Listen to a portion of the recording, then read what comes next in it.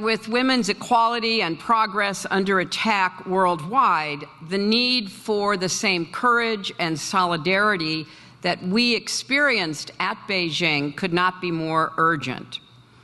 At the recent Bellagio conference that is sponsored by Georgetown, women leaders from around the world signed a new compact, and in it we recommended that in order to fulfill the promise of Beijing, we had to do more to defend democracy everywhere. Because while many of the recommendations that were outlined in the Platform for Action have been implemented, for example, making domestic violence a crime.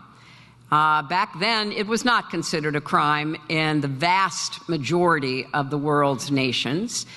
And my wonderful predecessor and a great Hoya, Madeleine Albright, famously said, domestic violence is not cultural, it's criminal. So we made progress in criminalizing violence in the home and in many other areas, opening the doors of secondary education, creating more opportunities for women to participate in not just the political life and the economic life, but all aspects of society. But what we have learned in those 30 years is that the rights outlined in that Platform for Action are not enough without the power to claim and hold them. For example, over the past 30 years, women's workforce participation has flatlined. Violence against women still persists, especially in conflict areas, of which there are far too many.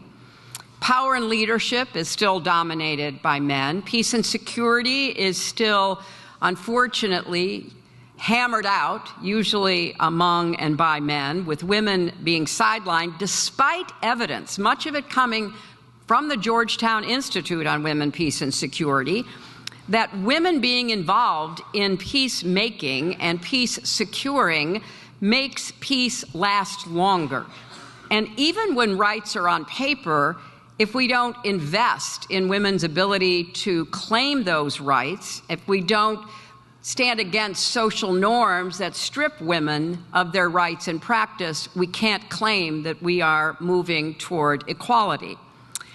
And as Milan referenced, it is no coincidence that where women are oppressed, democracy falters and authoritarianism rises. From suffrage to civil rights movements, women's participation is critical to democracy.